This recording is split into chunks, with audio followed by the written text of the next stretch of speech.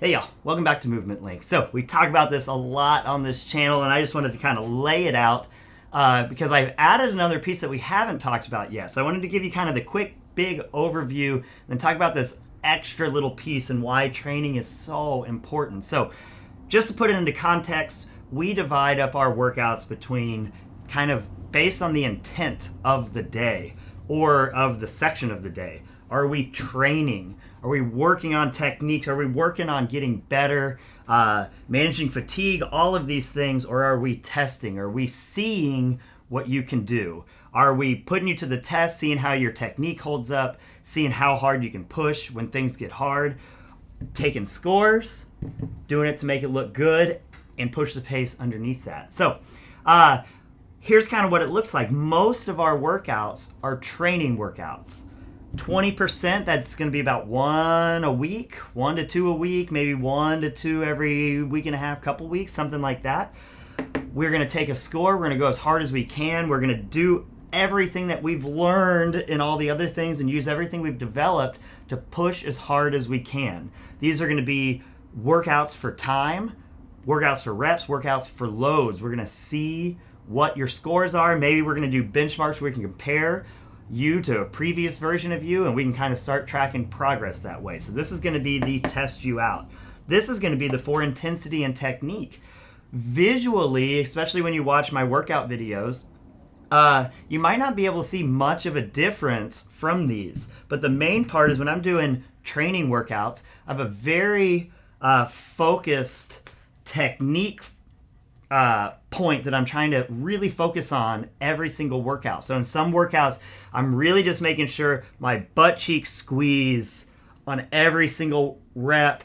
Once I hit that extension, I'm not shortchanging anything. Sometimes I'm working on the balance of my feet. Sometimes I'm working on just making sure my setup position is a certain way. So with squeezing my butt cheek on every single rep, I'm going to see how many reps I can get. I'm going to go as hard as I can, making sure that that happens. And if I have a goofy rep, next one's going to be better. If I can't make the next one better, I shake it out, get back on it until I can make it better. Where if that was a testing day, I'm going to try and do the butt cheek thing. Hopefully I've been working on it.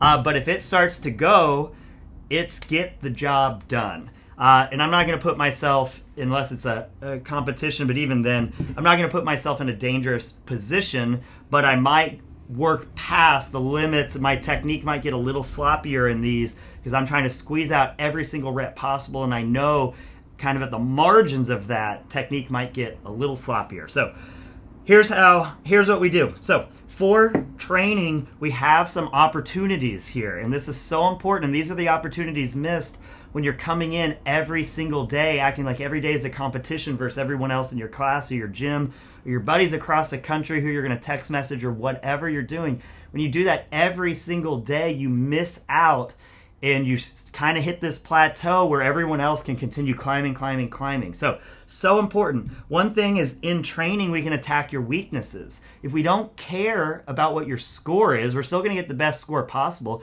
but if we don't care about what your score is, we can do things in a way that might attack a weakness, but it might make your score worse, but we don't care, we're training. An example of this might be if you're lacking grip strength, instead of doing small sets of toes to bar or pull-ups or doing these other things, we might make you do bigger sets, burn that grip out, and really force that grip to develop over time, where that wouldn't be the best strategy for you if you've got weak grip. If we know you have weak grip and we've got to do 50 toes to bar, we might break these up into sets of 3 to 5 in the beginning because we don't want to blow it out and we're going to have to manage that grip fatigue.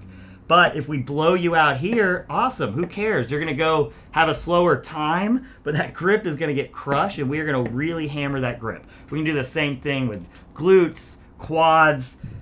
So if we are hamstring dominant, which we see a lot of CrossFitters be hamstring dominant, we're really good at sitting back into the squats. But what happens is sometimes we shift back and the toes come up off the ground. We can become way too hamstring dominant.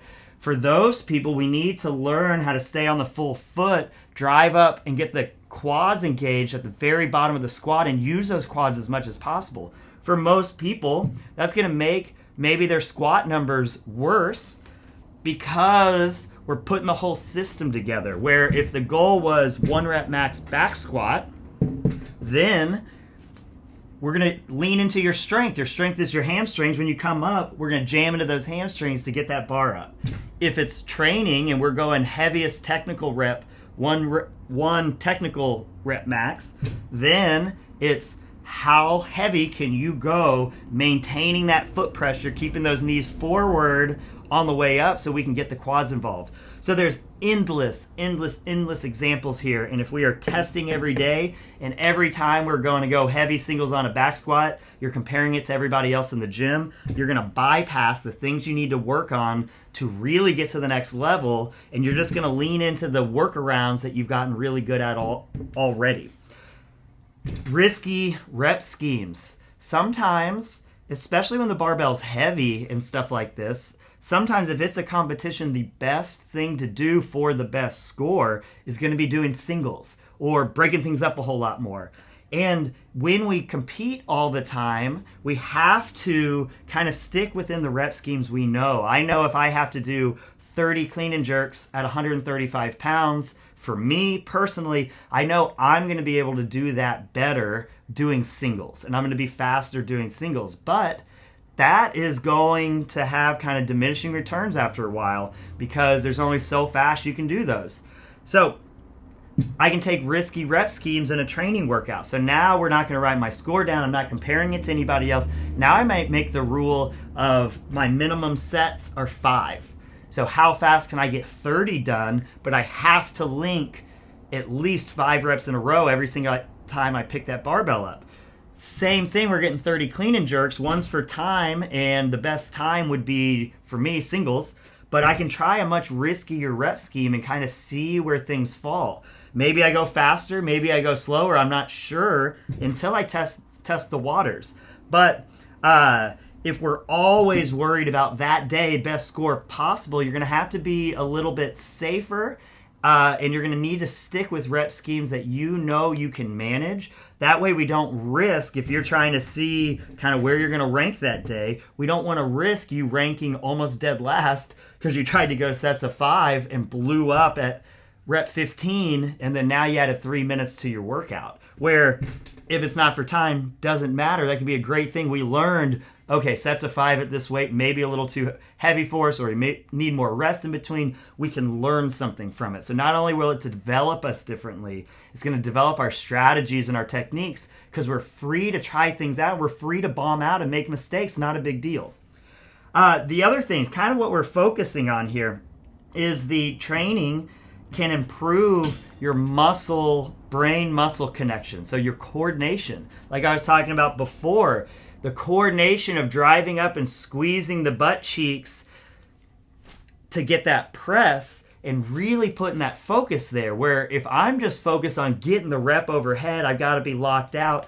I'm not focused on the butt. I'm focused on scores. Then I'm not going to develop that brain-muscle connection. And you got to start somewhere. And until you have the technique, you can't add speed to the technique. So you got to start somewhere and do it. What you'll see a lot in our workouts and a lot in my personal workouts is I add pauses in.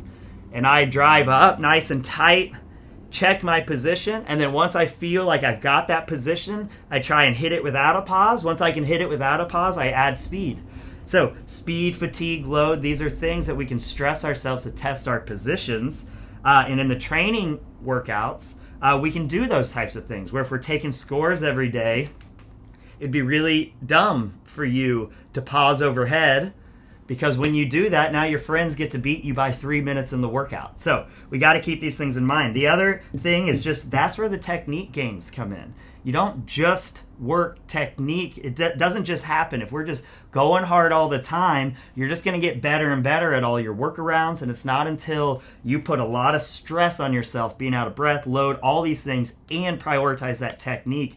That's how we improve technique that we can then use in the testing workouts. So in testing, and it's super important, that's why we're doing it. So I'm not saying don't test. I'm saying we got to have this balance of not testing all the time. So most of what we do is training, because these moments when we test if we're doing things the right way, one, we've got more fatigue management. So we're going to come into these testing days, central nervous system's recovered more, and we are ready to go. These are the workouts, these one workout a week where most of your gains are going to come from. So that makes it sound like, well, shit, we should do this every day then. But it doesn't work like that. If you're trying to test every day, we're never getting to your top gear. So think of, just take Fran as an example, 21:15.9 thrusters, pull-ups. Fastest people in the world do it like 2 minutes. Crazy fast. So 2 to 4 minutes, we want a short, fast, intense workout. But it's kind of mentally dominating. It fries your central nervous system. If we're coming in and doing workouts like that every single time you come into the gym, you're not going to be getting that PR Fran time. You're going to be getting a Fran time that's not quite as high. And it's those moments of PR in hitting these top end weights and top end gears, doing things your body has never done before. That is where the magic happens. But the thing is, if we try and do that every single time, we're not hitting the top end numbers and scores that we need to be hitting to really push us along. So this only works, and you only get those huge improvements from your top gear when you've got fatigue management, when you've got the technique, when we're actually doing these in the right ratio, so you're actually ready to go hard. So when you're going hard, you're actually hitting this level, new level you've never been to, and you're not just trying to go hard all the time, only being able to get to this level. It's work here, technique, jam it hard, because this is where all the gains are going to come in, and that's where we're going to realize all the technique that comes in. And if we're always going hard, we're never going to be able to hit those high levels. The other thing, just like that, this is where the big physical gains are going to come in. Just from overloading, doing something maybe harder, maybe challenging yourself in a way that you've never been challenged before, going faster than you've ever gone before, lifting heavier than you've ever lifted before. But again, you have to have that backed up with technique and fatigue management, central nervous system management, all of that stuff. And that happens with most of our workouts being in the training zone. So, long story short, go into every workout and each piece you're doing of every workout with intent. And what you should be shooting for is most of what you're doing, the intent kind of falls into the technique. And then only with that technique do we go as hard as you can. The good news is the more and better you get at technique, the harder you get to go on your training exercises, and it builds and it builds and it builds. The better you get at your technique, the better your testing workouts, the better your scores, the better at everything. And then with this fatigue management, on those testing days when it's time to go, we actually get you at these levels that really push your results forward. Hope this helps. Talk to y'all soon.